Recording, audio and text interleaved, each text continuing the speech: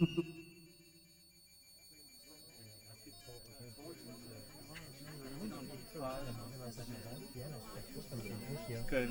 tout le monde. Good evening. Merci à toutes et à tous d'être ici. Ça fait vraiment plaisir de vous voir si nombreux. Je me présente Mathieu Ligoyet, rédacteur en chef de la revue Panorama Cinéma, puis directeur général de la Semaine de la Critique de Montréal. Bienvenue à cette première soirée de projection au cinéma moderne, notre deuxième lieu de projection après donc 2 soirées passées à la Cinémathèque québécoise.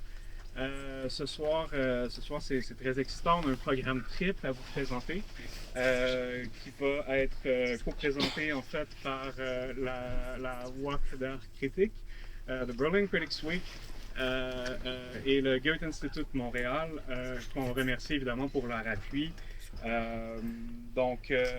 Ce programme, album de famille, Family Albums. Le cinéma, davantage qu'un simple paysage onirique, se dresse comme le repère de la mémoire. Dans ce programme, 3 films imaginent les archives de façon connexe. De quoi est constituée une histoire familiale? Est-elle simplement visible dans les sources primaires et documentaires, ou peut-on la mesurer par la part d'invisible qu'elle évoque? Cinema, more than just a landscape of dreams, stands tall as a landmark to memory.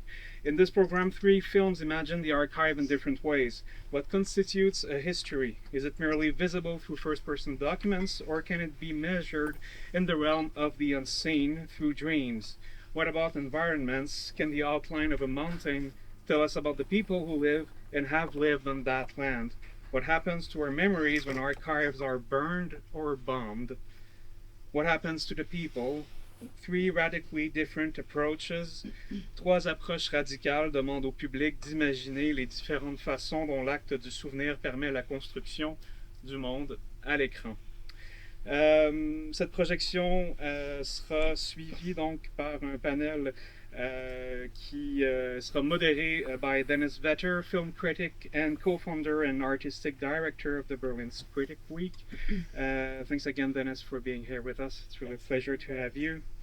And with also film critics Elia Baron, Alice Michaud-Lapointe, filmmaker and archivist Chantal Partamian, and interdisciplinary artist Rémi Belliveau. Merci encore à vous tous d'être ici. Je vous rappelle donc qu'à travers ce programme triple, il y aura une pause très courte d'environ 5 minutes gros maximum après le premier long métrage. Le temps de passer au petit coin, de grab a beer, puis ensuite de ça, on reprend pour les 2 derniers films qui vont être présentés un à la suite de l'autre, back à back. Donc merci encore, puis bon cinéma.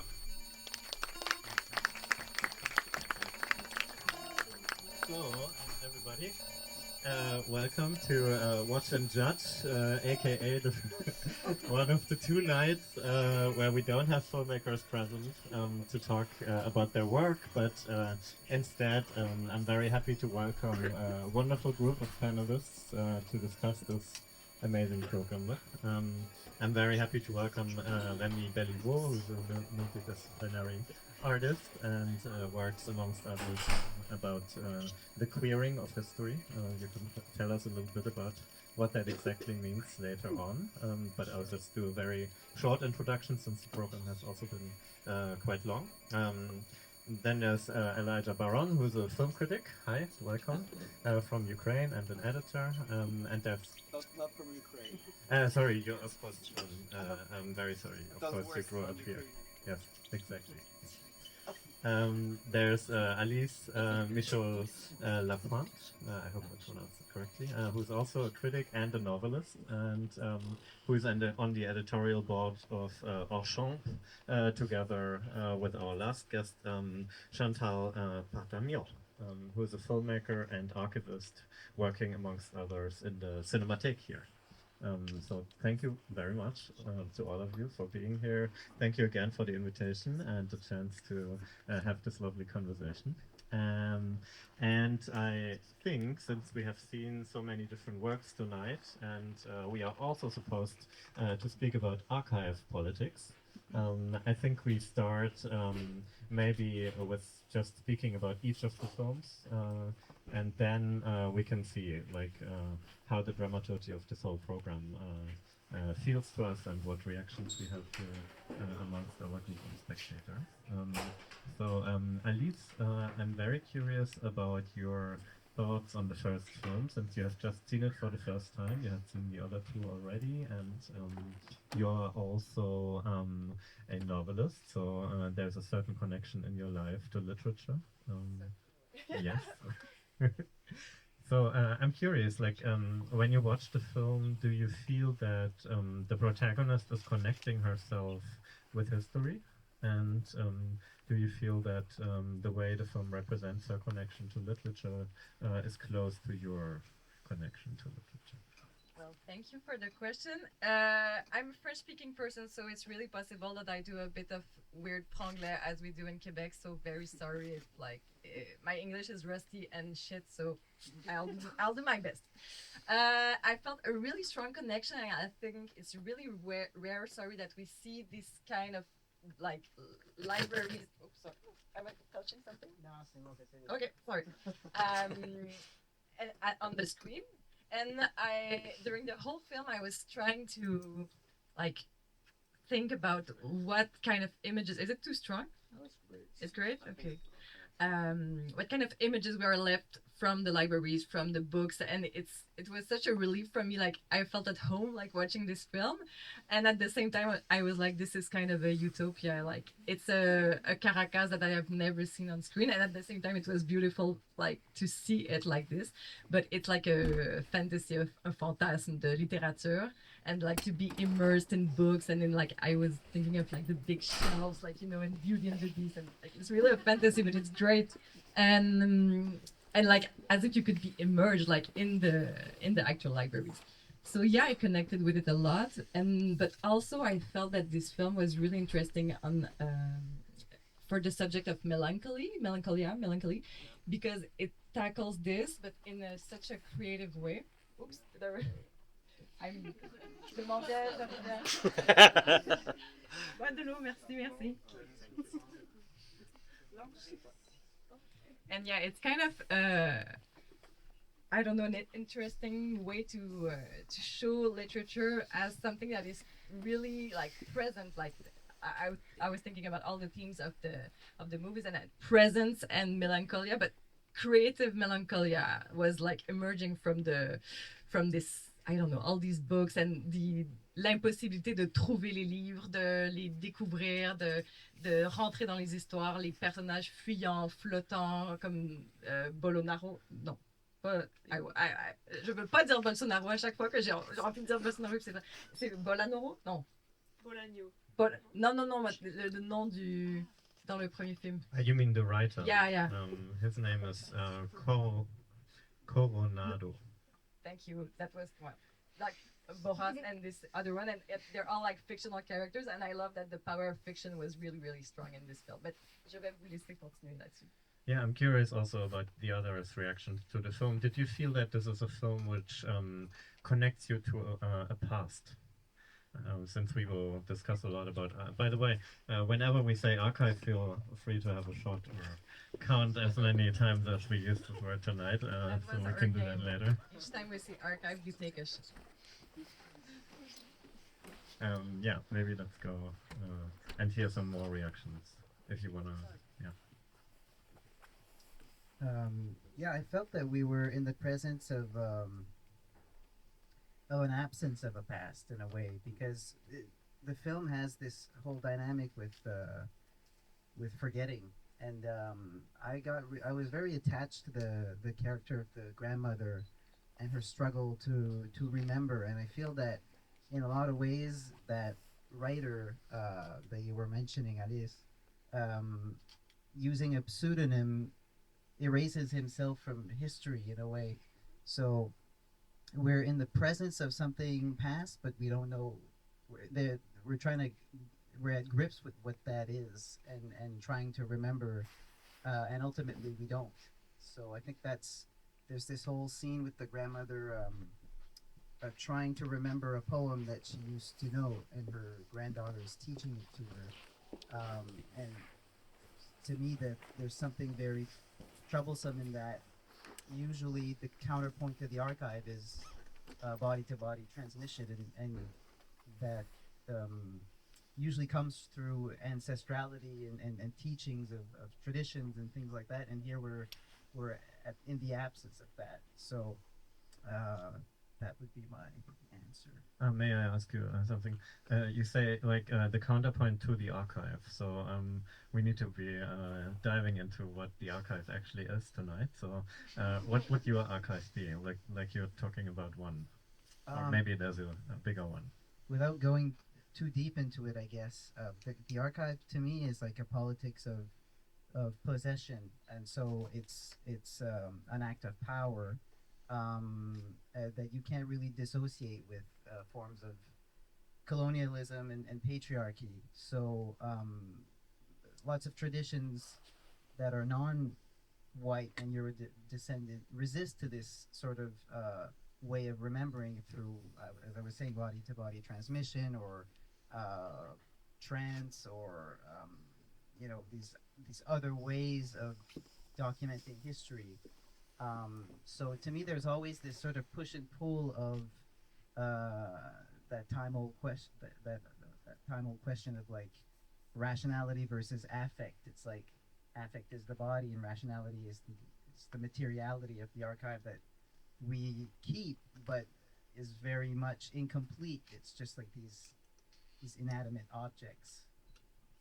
So if you speak about archive, you speak, if I understand you correctly, about like intergenerational memory, and also grown structures of power, possession, inequality, which are part of this grown memory over the generations. That would be a very accurate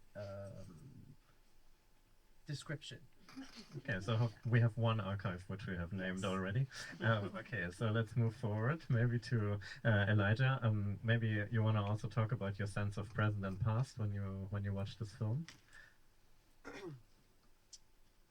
Well, one thing that I tried to do actually on this second viewing is try to figure out what really the story was.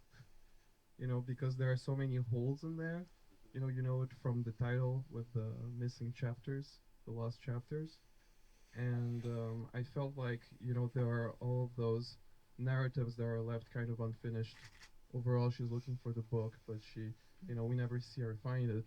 She's working on a novel. We don't know if she's ever gonna finish it. And there's all these threads, and I feel like it's kind of between the lines that really the story kind of emerges. That I imagine she lives in Madrid with her mother, and she's there back in Venezuela on a short trip, to reconnect with her father and her grandmother who's losing her memory. The time is kind of limited. They talk about it in the end. Right. Time is flying, and then the film ends. Right. So there's something of this pressure of time that actually really enriches, all those small moments that don't really have to go anywhere, because it's more about actually I think the present, of living those moments with her close ones rather than really trying to dig very deeply into the past. So it's a fake archive film in that way to me.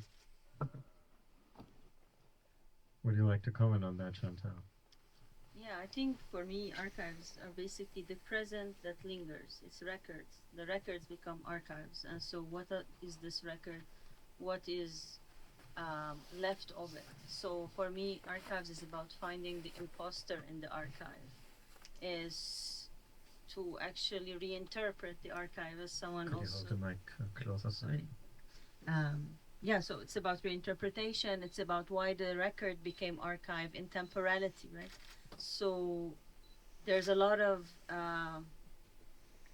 personal that becomes part of the archive. Like a lot of people would even mention the dust of the archive or the affect, like you were saying. But also, I think it's about positionality. As someone who comes from a country whose archives are destroyed, I grew up in Lebanon, and I've been here only for a few years now. We understand archives perhaps a bit differently because the lack of it makes you have to create a counter archive, and this counter archive can be born out of things that might not be deemed as worthy of being archived, and so on. So yeah, I find all of the things very interesting. But when it comes to the first one, for me, it's about what also ends. Like if we want to go to the idea of archives not outside of the Western hegemonic like way of doing archives, then if it is transmittance, then what happens when there is this glitch in the memory, right? Like what will be transmitted? Maybe not what the person would want to transmit, but what is left and how it is going to be reinterpreted also by the grandchild. This what is left, because it's a two-way thing. It cannot just be it. Yeah, it's very beautiful. I like how you speak about the archive, including even the dust which is present in the spaces. And you're also an archivist, so you work with analog film material and the East Mediterranean Film Archive specifically. Yes. Yeah. A huge collection of Eastern Mediterranean, especially family films and small gauge, because when there isn't any institutional films and so on, what you can try to salvage is microhistories. And like this is also what comes out in a lot of these films, is that at the end of the day, whether you have an economic collapse or whether you have a complete totalitarian takeover, whether you have an apartheid state and so on, what is going to be left is like the small stories of the people behind the inside of the windows, right? But I mean, the third film is a bit of an exception, but we can talk about it a bit later. I find it interesting. You speak about creating archives as a measure of regaining knowledge or a position towards the past, especially like if archives are vanished or destroyed. And so you must relate probably also to the desire of the protagonist in the first film to dive into history and find the traces of a lost writer in that case. So and I'm actually I wonder in that film, like when I watch it, what actually drives that person. It's really a mystery to me. Like she's continuously hunting for the traces of this novelist, and all she found was a postcard in a book, and that drives her. But I don't really understand it. Maybe you can help me a little bit. Like, what is driving this person, and is this connected to your own relation to history? Like, can you relate to that? Like with this kind of obsessive desire of finding traces of a certain history. Absolutely. Absolutely. My entire work in the archive started because I wanted to find one specific reel about the Armenian genocide. Mm-hmm. So, and that became an obsession, and that obsession has been going on for 5 years. It's just 40 seconds of film, and it's been 5 years nonstop. So sometimes, like, I think this is also what it takes to be maybe sometimes an archivist. It is really this kind of obsession. And then all the imaginary things that you can create around it, all the crazy things that you can come up with. And sometimes it's like a deep, dark hole. But I think perhaps like it's an impulse also, like Derrida would talk about this too sometimes, like maybe like I don't mal d'archives. Yes, yeah. Like maybe it's like a nevrose. I don't know, but I think it is definitely a pull. I did wonder if this quest was just like a pretext, like it could have been something else, right? That the thirst is stronger than any possible goal, right? And I also was wondering what this idea, this concept of a museum of Venezuelan books was all about, because it's like, isn't that just a library? It's also not that big. Yeah, it's a few thousand books, right, that we see. But didn't you feel that there was also this sense of play, like also like to really like archiving, scavenging, and to find the treasure? Like it's really like a childish, not childish, but the enfantin, comme renouer avec l'enfance, like really like the like But it's instinct also with their bond. yeah, it's their bond. It's the familial bond. Also, like the father is like playing like her, also the same kind of scavenge thing. So it works in like their whole world, but it's a small world, and like you said, micro lecture or micro récit. Like that's what drives them also. But I would have loved to see this museum, but it's in the same fantasy world that and but one thing I loved about the movies is also like the parallels, like the forests become the bibliothèque, the libraries, and they all merge together, and versus the city that is not also like the that what we would expect Caracas, like the stereotypes that we see. So it's really like I felt like a suspension of time also that, and we could just like hang around with them a bit like Perfect Days with Vendash, like just some things that's like we're like floating with them a little bit, and but at the same time playing with them, and I like this like kind of archival thought. Remy, you want to comment on obsessive relations to the past? Yeah, it's very euphoric when you find something that you either wanted to find or that it's just serendipitous and you find something that you didn't know you were looking for. And it's just like this perpetual vortex of piecing together. The thing that I realize with archives and perhaps general history, I'm interested in forgotten histories, and three times out of four things probably happen the way that we hope that they did, but we just don't remember, and the proof isn't there. My technique, of course, is to make it up and even falsify the documents, but um, I would need to. There's always some sort of reverberant past that did take place, and that is like the mirror image of that somewhere somehow. So, um, You're a little bit like the novelist who works with pseudonyms and. I was actually thinking about that, like just thinking about how this novelist is problematic to the structure of authorship. Um, we can't identify which books he wrote because he's writing from the perspective of all these other names. And then that sort of shows us that there is a structure of authorship.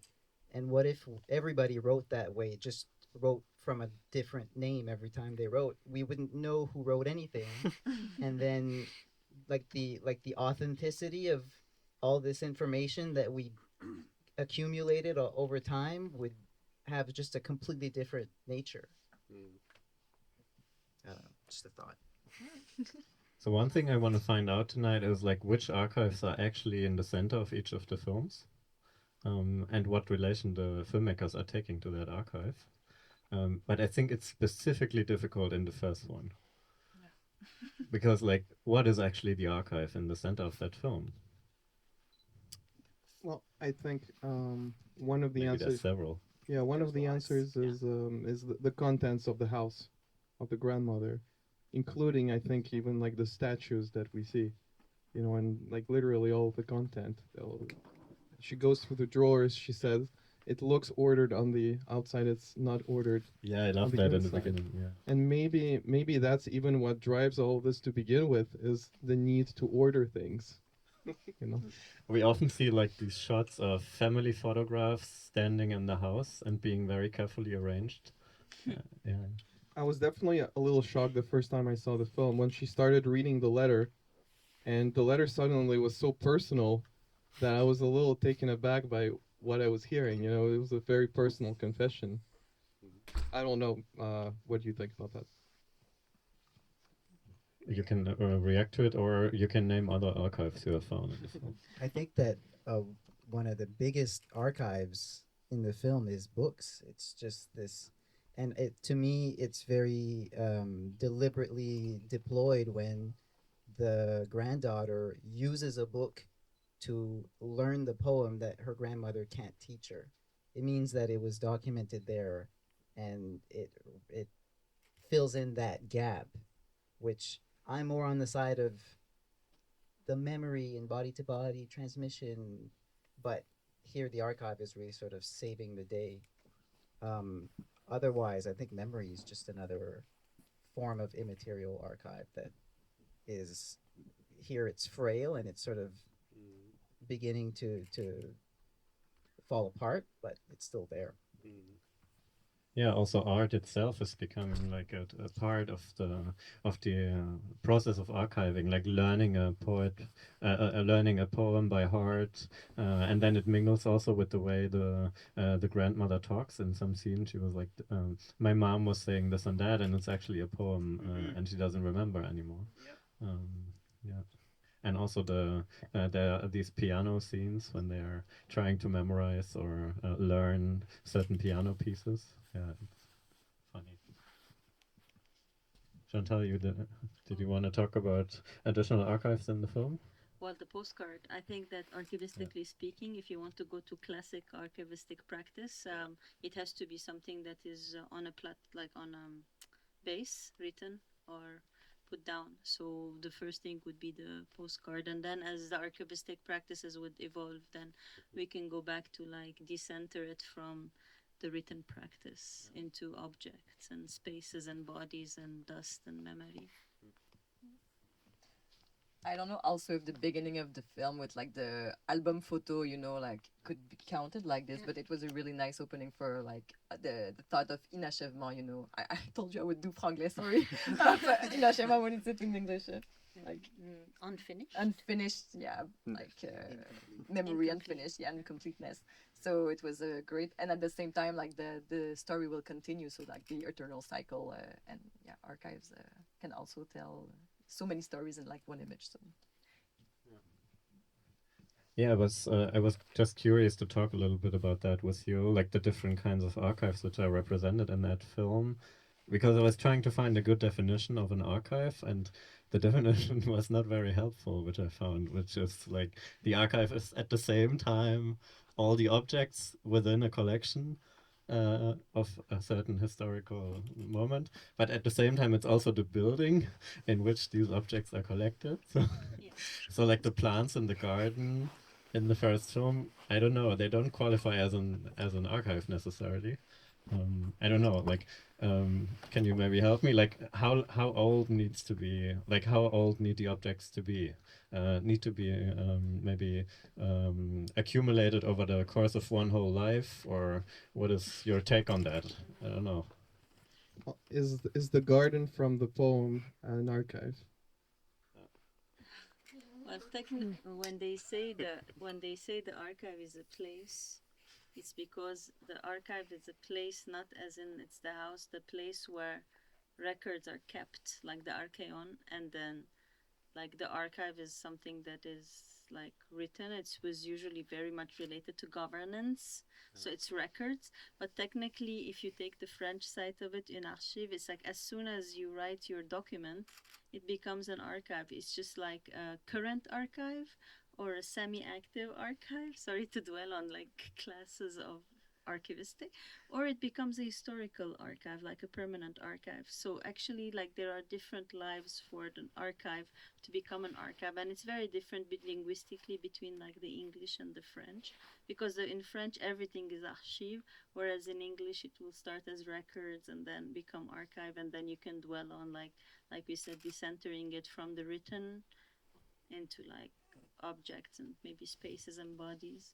But yeah, I mean, if you go linguistically or etymologically, then you fall into something that is very much different than how I think artistically you might actually talk about like maybe these spaces or films or archives as we perceive or know them, or that have become very current way to explain what found footage could be and so on. I don't know if that makes sense. Yes, of course. And I'm thinking also. Well, let's try because we also should talk about the other films. Could we speak for a second about the approach of the filmmaker to the archives in the film? So she's obviously using a relation to the past, and maybe she's dealing with obsessions of making sense of the past. Maybe she's trying just to challenge us a little bit to find through the labyrinth of her film. But I was also wondering whether, actually, it's interesting what you said in the beginning, Alice, that maybe this film feels also a bit like a fairy tale.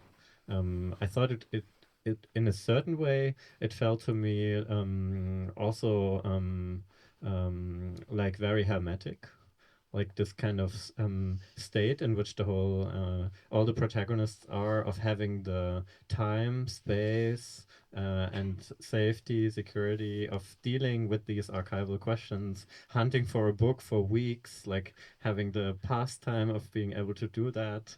So I'm curious, like, did you feel that the filmmaker was putting us in this kind of very safe middle class environment, also as a provocation? Or yeah, how did you feel about that? Yeah. To me, it almost felt ironically like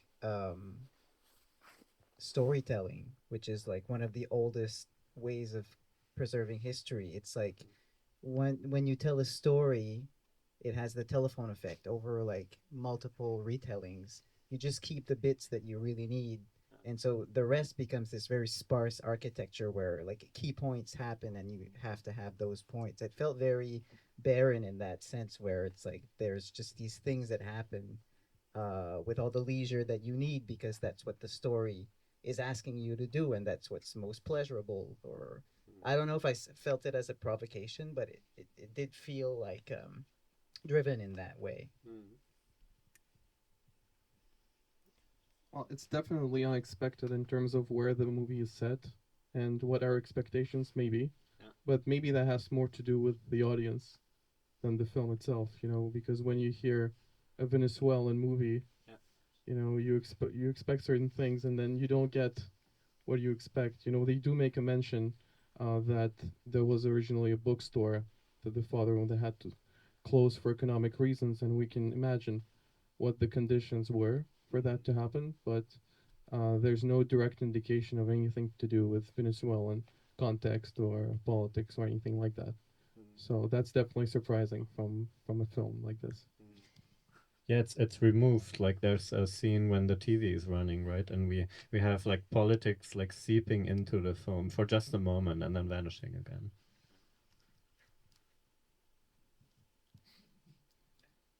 You want to comment on that further? Otherwise, we can move forward. Yeah. So as you see, we don't have the obviously we don't have the filmmakers here with us. So we are working a bit like archivists here, like through the Speculate.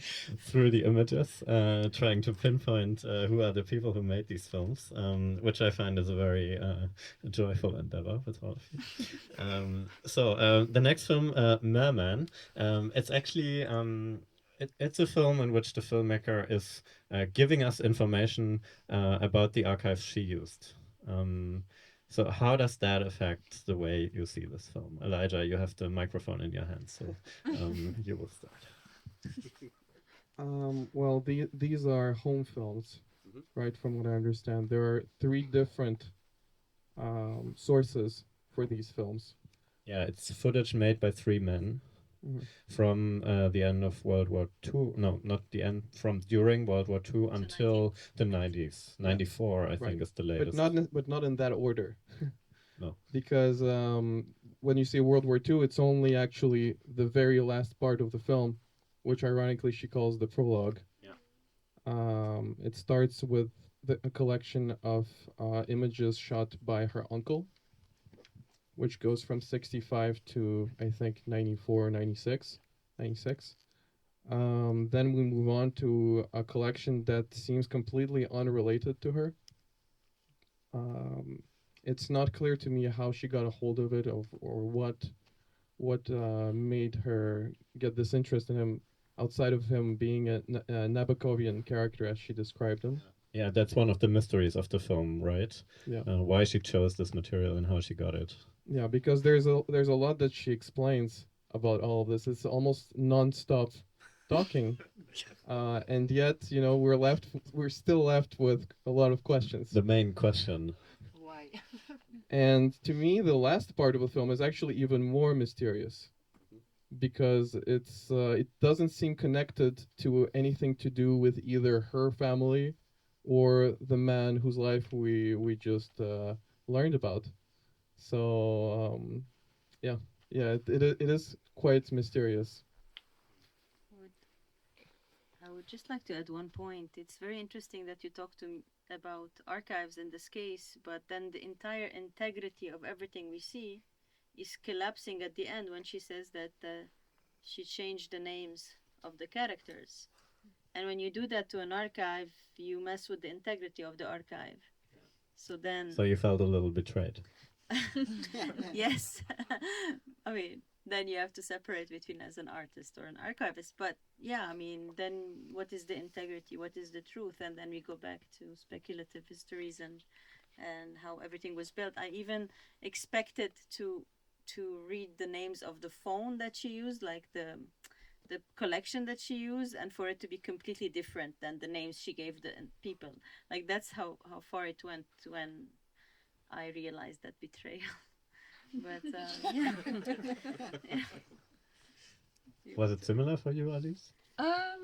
So this one I saw twice. That was and I was like, okay, I'm gonna be really focused this time. I'm gonna be like, I'm gonna understand everything, and yet like you, there's so much mystery that stays. But you said hermetic, for the first film, but this one for me is more hermetic than the first one, where I felt like the suspension of time, but that I was welcome into this world and this family, even if it was kind of a fantasy. This one is like a little bit drier. Not the best word, but I felt a difficulty to connect the three stories, I think, and especially the last one. And I was like, okay, and I had so many questions also for her way to depict or to think the archive of the women also that are like around this character, and the time we spend on each frame. And it's not like a critic but I was like, what did she wanted to say with this time that we spend on each frame? And as if like the archive should speak by itself, like tell us something, but is it? I was still wondering about that, but it's yeah. I will give you. Continuer parce que. Que dire? Just one more small comment. I looked up some information about this film. There's not a lot online, but I immediately found a synopsis, a very short description that said it was an interrogation of the male gaze, and somehow that didn't feel like necessarily the experience I had with the Chantal was film. shaking her head. Huh? Chantal was shaking her head. But Compulsive, I'm sorry. So yeah, I don't know what you think of it, but somehow that didn't necessarily explain anything about my experience of watching the film. Yeah, I mean, Rémi is, but I will talk. I guess I'm wondering, like, faire du pouce sur ce que tu disais, Alice. I wonder if she might be trying to tell us that these images don't speak for themselves. Mm-hmm. They're not telling us anything, because it's sort of the nature of this low gauge 8mm. They're silent. We don't really know. We don't have a complete picture, to make a weird wordplay. It's like we see things happening, and in the absence of sound, we don't have a context. And sometimes some of these reels have things written on them, and you know what they are. But if you have no information, then it's just like these images that move with no context. And so I was thinking about that a lot during this film, especially that it's talking about a musician. So you're in the presence of this person that should be, very sonore. But he's not. He's silent forever. We'll never know what he actually sounds like, because that's just the nature of this material. And I was actually wondering, Chantal, how you come into contact with these images, because this is like your bread and butter. You come across these images without sound, and how do you deal with that? I mean, I have a policy when I come across family films that contain children or naked women. I don't think they expected me to watch them. So So I'm trying to figure that out when it comes to my collection. But I would So like you're now talking about your work as Yeah, an yeah. archivist or Yes, as a filmmaker, as- because you also use found both, footage. both as a collector who has a phone and a collection, and also as an filmmaker. But I would like to comment on my take on this, because at some point she says that films are more about the person behind the camera than in front of it, and I felt like actually they're neither about the person in front of the camera nor the person behind the camera. They're about the narrator and her reinterpretation. And we see that it's very also, I felt like it's a very intrusive reinterpretation, in a sense that she's there. We hear her cough, we hear her drink, even the voices, the uh, sound effects that are coming into play, that are sort of shaping or informing how we are reading the image, they are from the outwardly, like they are from a different temporality, as if like they're from a different time and space. So basically, there is also that for me. And when it comes to lingering on these images, this is what I was wondering. Like you want to counter, because I read the same synopsis. You want to counter the male gaze, but at the same time you are putting it at the forefront and you are regazing that gaze. Like I don't know how to better say it. And honestly, it made me a bit uncomfortable, not for its nudity or anything, but I kept thinking like these women who were perhaps doing these in a certain intimacy or with a certain consent for a moment, for a time frame, for a person's eyes, suddenly are here in front of all of us, then it makes me also ask some questions about like the ethics of reuse of archives and so on, which of course a lot can disagree with, but I think they are important questions to also ask. Yeah. It's interesting in the film, I think, when the filmmaker speaks about her own sense of being almost like disgusted by herself, like when she has this moment of realization that she knows more about the people she shows than they knew about each other. I found that moment pretty interesting in the film. What did you think about that? Well, that comes very late into the film. That's So what I it was gonna feels say. like she's given us all this voyeuristic material for more than an hour, and suddenly she's disgusted. You know? But I also had some interrogations about like the ethics, like you mentioned. But what's interesting, I think she's extremely aware of this, because as soon as I got these thoughts, like only a minute later, she's telling us about the history of pornography being illegal in Romania in those years, and so it could be seen as some kind of transgressive, act. And like my family comes from the Soviet Union, so I know about these things pretty well, and I know that there were very few areas of freedom in such regimes, and one of them could be private religion, and another could be private sexuality, and so there is a part of me that is often always kind of moved by such depictions. So it was interesting to weigh, on one hand being uncomfortable, and on the other hand being kind of weirdly moved. So I find it interesting, like in terms of archive films, like that often, I think they divide the audience between those who know more about the historical realities connected to the material and those who don't. So I'm also curious, like, for example, Elijah, you as a critic who knows much about the former UdSSR states, and when you watch this film, you might have much more knowledge about these times and also the countries than, for example, me. So when you work as a critic and you write about these films, how do you deal with that? Like, do you try and like expose your own position, like here the filmmaker in a way, or like how do you bridge that gap? Yeah. well, I am just naturally drawn to these kinds of films, so not everyone would want to necessarily look at them or write about them. I do very spontaneously, very naturally. Like you mean found footage films from Romania dealing with the time between World War II and the 90s? I mean, you would be surprised how many similar films I've seen. Yeah, I mean the montage film covering the life of a complete unknown, in a totalitarian, Eastern state. In those years, I've seen a number of them. Right. So this is a subgenre. I've even seen, completely made up narratives from found footage. There's some prominent documentary filmmakers who have done such experiments. There's a Russian filmmaker named Vitaly Mansky.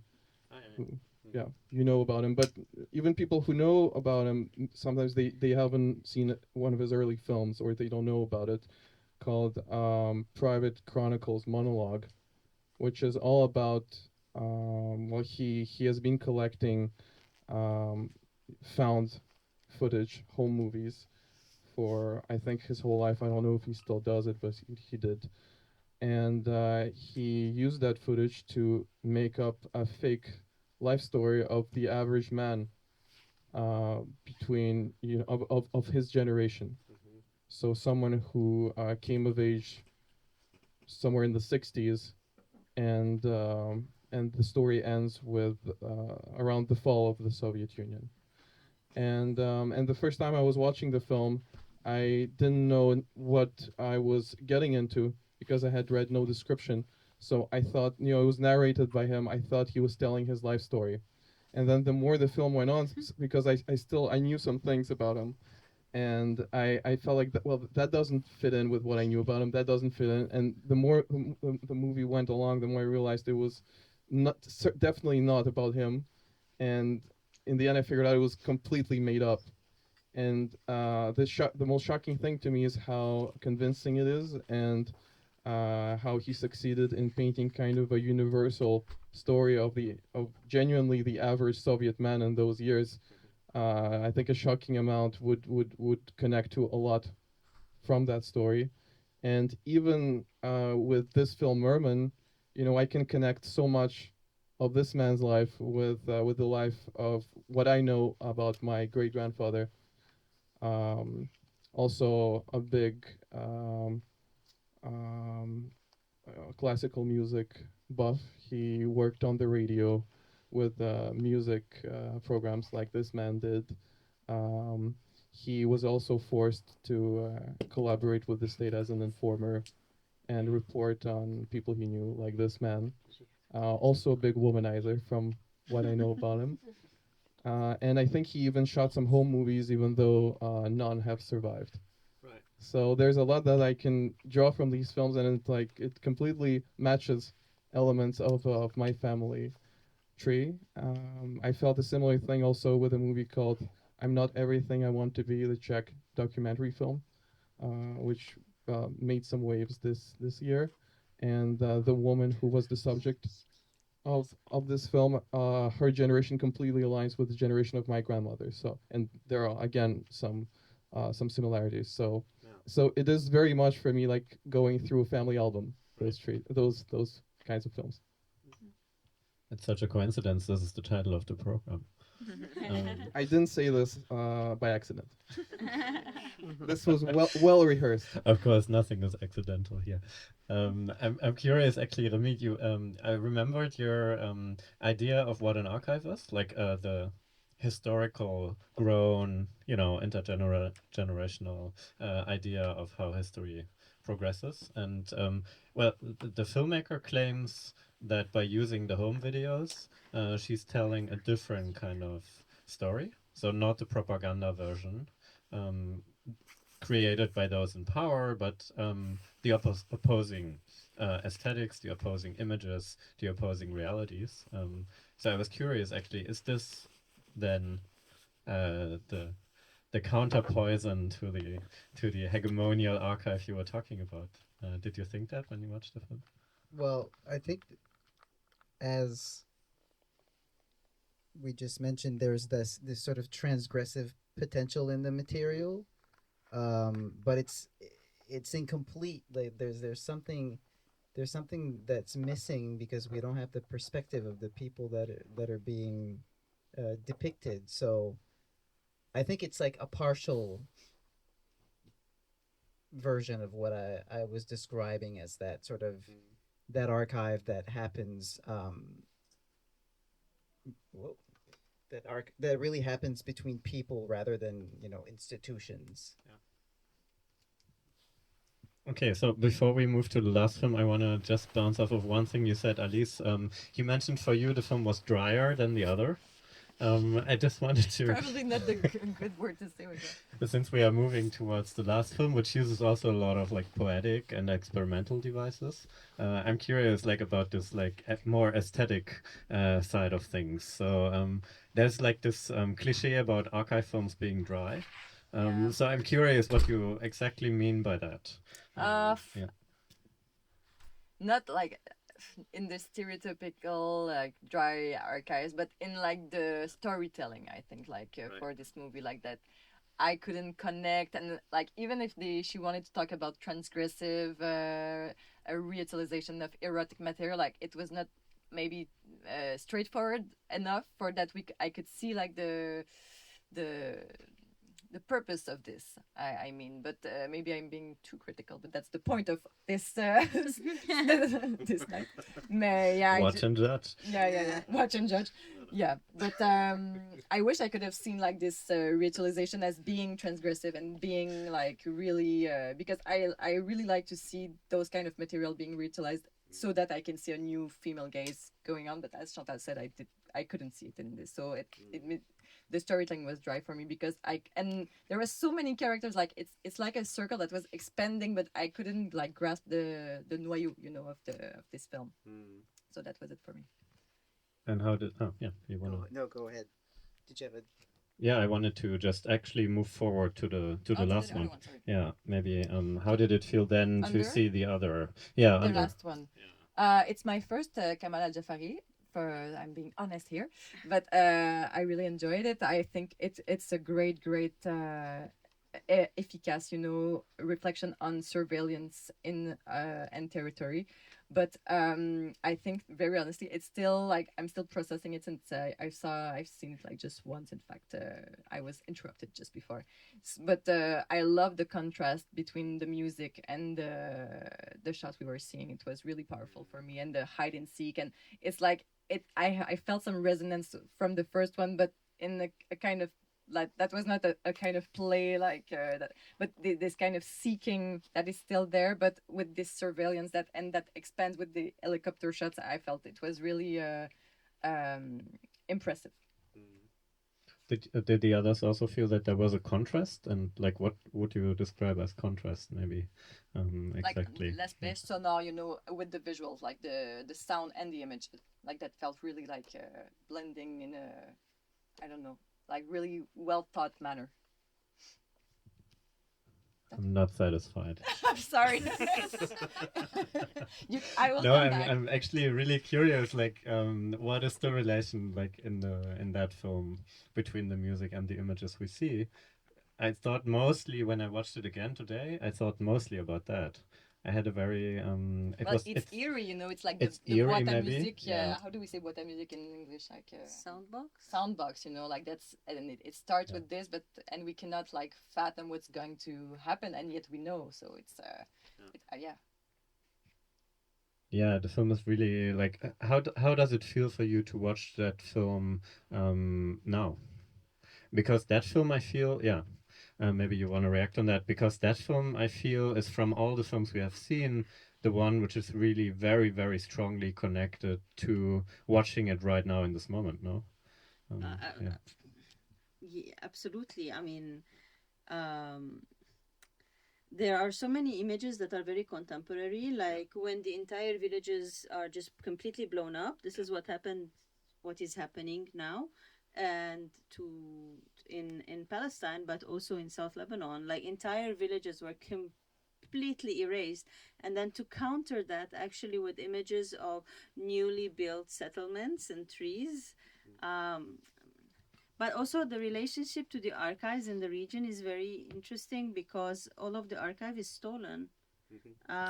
Even like when the Israelis invaded Lebanon in the 80s, they also took all of the PLO, the Palestinian archives, and they became Israeli archives. And So this is like the footage we see in the film. It's taken from an archive which is now located, as far as I know, in Israel, and the footage was well, taken in the 80s, right, out well, of Beirut. yeah, I mean, a lot of the archives, yes. I don't know about this one. A Fidai film, like a lot of the films, yes, but I don't know about this one because this also looks a lot like something that the British would do. Because in Lebanon we had the French, and what they would do is they would take a lot of these aerial shots, like to create their plan cadastre, like cadastre maps, you know, like of a space and how they're gonna divide it. But also it's like this topology of oh, look what we own now kind of thing. I mean, they even called it France de l'Orient, right, like Oriental France. But so there's something about surveillance, but then you start thinking about also cinema and film as a militaristic tool, as a surveillance tool. So there's a lot of that going on. The only archive that you have, let's say, is by a foreign gaze. So then how do you take it? What do you do with it? How do you tell a story? But also, I think that there is also a hinting with all the dynamiting. It's not just to erase completely villages. I don't know. I don't, like, this is the second time I see this film. I haven't spoken to the director or anything, but there's also a lot of the erasure of archaeological site. Like we feel this, we've been living through this for decades, where entire archaeological sites are completely destroyed in order to erase any evidence of any kind of different civilizations. And actually, it's worse than this because historical evidence is planted, fake evidence. So then, what is the archive, and what is historical evidence, and what is archaeology, and what are you digging out when actually what you are digging out you had just buried in like 2 days before. So there is a lot of questions like that. I think that for me is, I haven't wrapped my head around the last film yet. But yeah, like all of this is just like chaotic in my head right now. I think it's also really difficult to put into words. And by the way, you can also comment anytime. Sorry, I should have said that earlier. Or bring us shots. I think, yes, it's actually really difficult to put that film into words. I think in a way there are two layers in the film which work at the same time, but maybe also against each other. I think the music, to me, when I now try to put it into words, maybe it is definitely giving the material some kind of like metaphorical quality, I think. So I feel like when I see this territory being reshaped and I have this strong presence of the music, it kind of creates for me like a metaphor of political reshaping of territory. So it becomes something which is not only that local thing, but also something abstract or something maybe connected to your archive idea. So it's a very complex thing the film does, but at the same time, of course, it's extremely important from where this material is. So it's at the same time totally connected to a concrete reality and the past, and at the same time, it's abstract. And so it's a strange feeling, I think. Yeah. I think there are like different angles that you can approach a film like this, and I was thinking about time a lot during like I watched it twice, and to me there was this very weighty presence of time where you have all these images of ruins that you feel were produced over, you know, lengthy amounts of time, centuries of millennia of, you know, places becoming slowly dust. And then you have, you know, bombs going off and creating ruins in a matter of seconds. It's like the contraction of time is so intense because you see it happening in time space that you can't even fathom, and then it happens in a fraction of a second. And I thought that was sort of a contrast that was interesting because it speaks to how quickly time moves now, as opposed to how it did 100 years ago or 500 years ago or thousands of years ago. It's like everything's accelerated to a fraction of a second, and that is very violent and destructive in a very literal way in this film. Sorry. just one Go ahead. point. I think also what I find interesting in comparison with the other films is the lack of the personal archive, right? It's always like something that is from outside. And for me, it begs the question, and I know the answer, of where are our family personal archives? They're in ruins, basically, because that is not the first thing you think of taking out. The first thing you think of taking out is your kids, right? Or whatever. So there is also that. Like it is not how to say coincidental that the first things that will get destroyed, for example, are municipality records. You erase people and then people's memories. And so when you don't have your own personal archives, which is the sort of, I don't want to call it like a privilege in the first two, where they survive, these images survive. So when everything is annihilated, then you are left with just this. And so what do you do with this? How do you tell the personal from this? I think that's like the hardest part. Did you want to comment on the film, Elijah, as well? Well, I don't know if I can offer any deep thoughts, but That's okay. but it is all about contrast. I think like we were saying, between modernity and there's something so out of time about the landscape itself. In the description of the program, there was a phrase something like cinema is more than an oniric landscape, but it definitely is also an oniric landscape. Um, and and there's also an approach to the archive that still values immersion through sound, which is different from the other films. Like the first one doesn't really immerse us into any kind of archives. We're always watching from the outside. The second one, the filmmaker deliberately wants to create a distance between the time of the archive and her own time when she is recording. And this one has more of a striving for immersion, which reminds me kind of, at least a little bit, uh, of uh, of the films of Sergei Loznitsev, for example, who has worked with archives extensively, and he always says that his approach is to make the past feel like the present through manufacturing the sound, which is missing from the original footage. And so I felt something like this. I got something like this out of this third film, because it wasn't just the music that I found interesting. It's also all of the little sounds that the people make, as they move.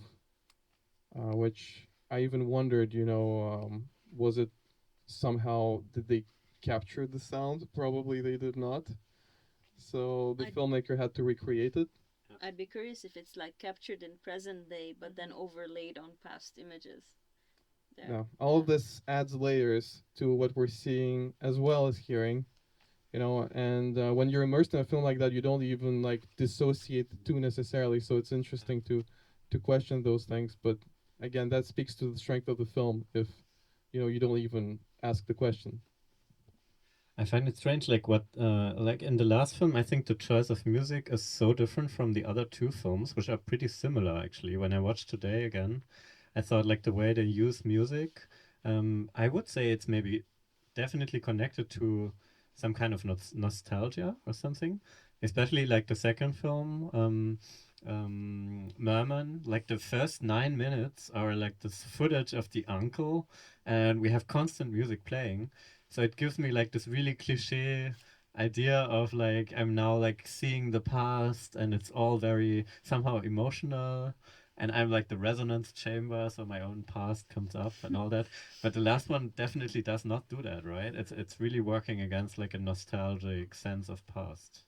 That was my feeling, at least. Maybe you disagree, but yeah. My interpretation of the first one was that those songs and that music was already present in the original cut by her uncle, although we cannot know for sure. And she does say she recut it somehow, and she talks about her kind of maybe discomfort with that she's is she imitating, or is she reappropriating, or what is she doing exactly? But we don't have an answer. Yeah, we don't.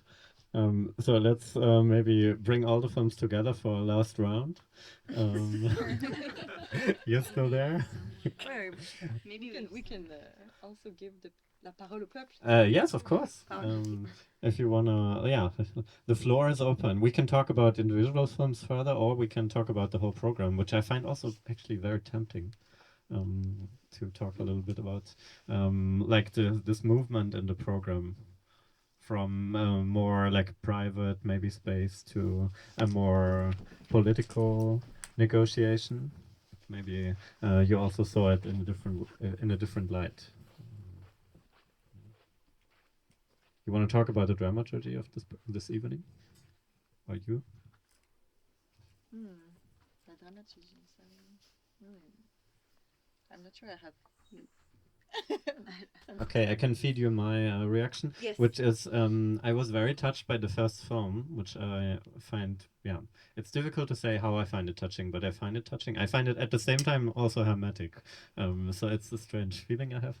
And the second one, I mean, it has this like love narrative, which I find also in a way very beautiful, like this like unfulfilled love relationship between the character in the second film and this woman, and they never spoke about their love. So like this whole idea of a lost love, and then having the last film like charged with these emotions felt for me like it was a provocation, I thought, for me. So I find it it's an interesting dramaturgy. It really makes me, of course, think and examine my relation to these images, and also to images of the past. Yeah. Yeah, that's very interesting. For me, it was all related politically. Yeah. In a sense that, okay, so when some system collapses, which more and more systems will collapse, Yeah. I mean, then how do you hermetically like deal with this? What are you holding on to? What kind of like this idea of you want to preserve culture, but not in like chauvinistic way, like in a sense. Okay, so how do you do that? And that's why it's hermetic, and I think sometimes it's nice to be hermetic away from like all of this collapsing outside world that is completely horrible. And the second one, of course, like you also have the totalitarian regime, and then what happens in intimacy and how people actually live. And we go back to what you were saying, like you expect a film about Venezuela to be a certain way, you expect people under totalitarianism to live a certain way, but then people still fall in love and have kids and like have dreams and write and create and so on. So I think that sort of shows that aspect, and the I think the last one is just like also another way of, there is this like this time it's like in your face, like there is this structure, there is this politics, there is this surveillance, there is this hegemony. These regimes, they continue in different ways and in different aspects, and so like now you are seeing it from outside, but soon you will also see it from like inside and the micro histories. And I feel like maybe that would be my first impression of it all, if I can make sense of it this way.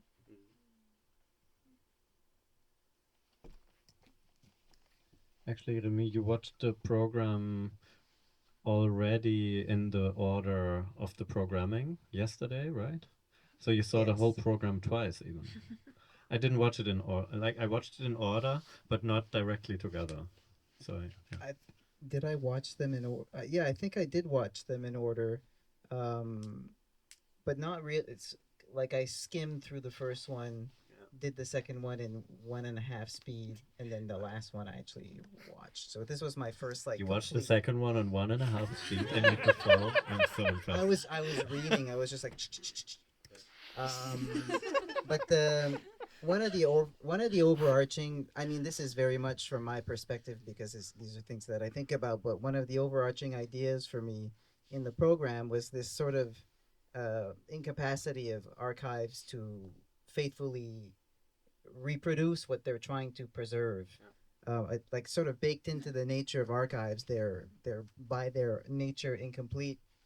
And in the second film, there was this beautiful metaphor.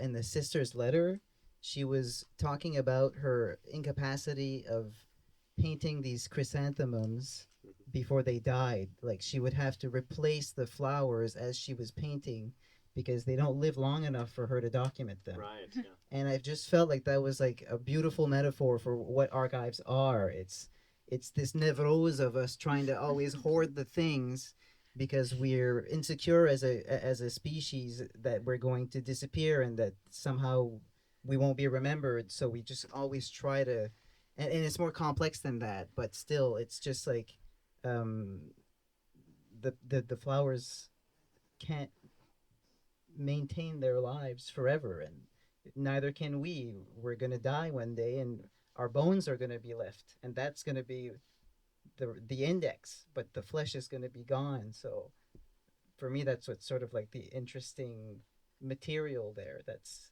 at stake. All right. Was that a closing I statement? think it was. That was pretty impressive. I wasn't going for it. So yeah, I think I would like to thank you all for joining this ambitious endeavor. By the way, I want to share a very last number with you. We watched today a little archive of 3 films, and I calculated how many images it actually was. So tonight we watched 236,184 images. Good night. Good one. Individual frame. Individual Okay. space. Nice. Good to know. Wow. This is